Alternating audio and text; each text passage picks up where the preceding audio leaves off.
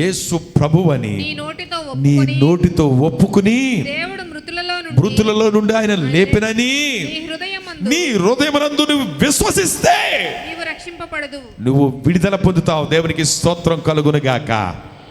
నువ్వు ఏమీ కొట్టక్కర్లేదు, టెంకాయలో ఏమీ ఇవ్వక్కర్లేదు, రూపాయలు ఏమీ చెయ్యక్కర్లేదు, రథాలు ఏమీ అర్పించవలసిన పని లేదు.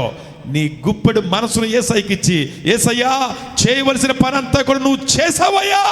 నేను బానిసగా ఉన్న నా జీవితాన్ని, పాపానికి దాసుడైపోయిన నా బ్రతుకుని, పనికి మనని రొచ్చుగా అంధకారంలో తిరుగుతూ కన్ను మిన్ను కానుకోకుండా తిరుగుతున్న నా జీవితాన్ని విడిపించడానికి నీవే మూల్యాన్ని చెల్లించావు, నీవే నీ సర్వాన్ని అర్పించావు. ఇప్పుడు నేను నా హృదయంలో విశ్వసించి నా నోటితో నేను ఒప్పుకుంటున్నాను. ఈరోజు నా ప్రభు ఏం చేయబోతున్నాడు? నిన్ను విడిపించడానికి సమర్థుడు.